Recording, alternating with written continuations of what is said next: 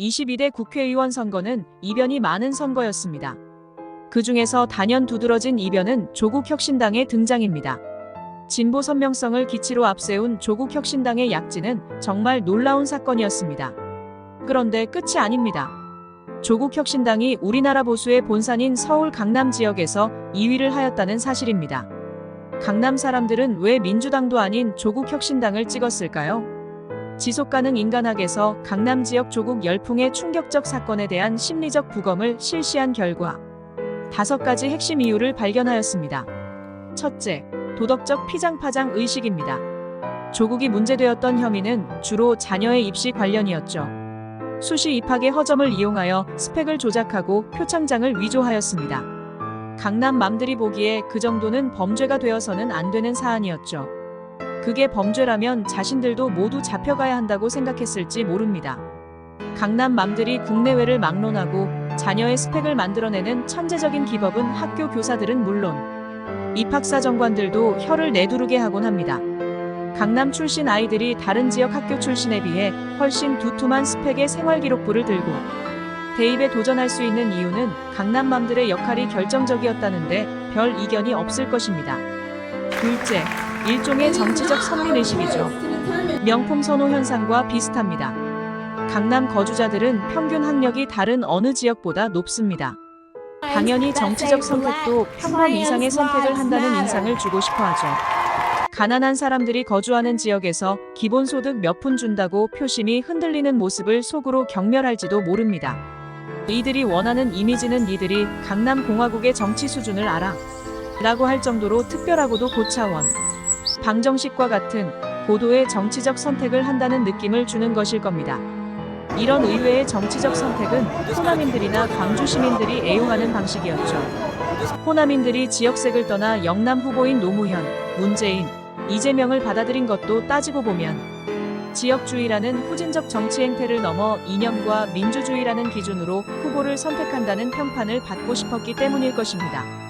호남 지역에서는 시골의 연로한 노인도 정치학자 못지않는 정치적 식견을 가지고 있다는 정치적 선민의식이 깔려 있습니다. 조국혁신당은 정책이나 이념을 보면 강남이나 가진 자들과 결코 친화적일 수는 없지만 조국 자체가 서울법대를 나온 엘리트이고 서울법대 교수 출신인데다 뛰어난 언변과 외모가 강남인들이 교육을 통해 성취하고자 하는 명품형 인간임에 틀림없습니다.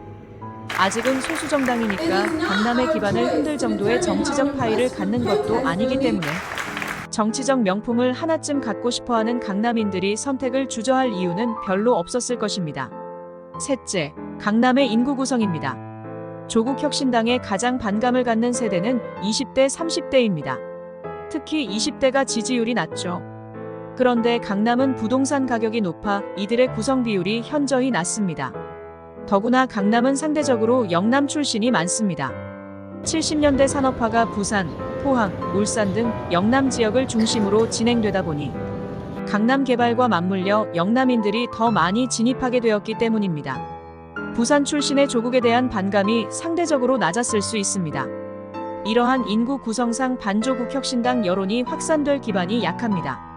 넷째, 강남에도 저소득층이 적지 않습니다. 강남은 일자리가 많은 지역입니다. 대림이나 구로 같은 지역에서 7호선을 타고 새벽부터 출근하는 노동자도 많지만 강남 지역의 반지하 주택이나 연립에는 강남에서 온갖 꾸준 일을 하는 사람들이 세입자로 거주합니다. 이들의 정치적 성향은 민주당이나 조국혁신당에 가깝습니다. 빈부격차의 현실을 몸소 경험하면서 이들의 정치 성향은 아무래도 흔든미지근한 민주당보다는 조국혁신당에 더 기울어졌을 가능성이 높습니다. 마지막으로 강남 좌파의 성장입니다. 이번 선거에서 대표적으로 가난한 지역에 출마한 민주당 모 의원이 탈법적 기업 대출을 받아 강남 아파트를 구입했다고 해서 정치적으로 문제가 된 사례에서 보듯이 386 세대가 이제 50대, 60대가 되어 사회적 명성과 부를 획득하여 강남에 거주하는 사람들이 적지 않습니다. 이들은 여전히 진보 정체성을 가지고 있다고 보아야 합니다. 이 밖에도 강남 출신 중 높은 수준의 교육을 받고 전문직에 종사하는 사람들은 소득과 계층을 넘어 진보 색채를 가지고 있는 비율이 생각보다 높습니다. 이들은 무늬만 좌파 또는 패션 좌파로 내로남불 내지는 이율 배반적이라고 비판을 받기도 하지만 나름 양심적 삶을 지향하는 부류라고 할 수 있습니다.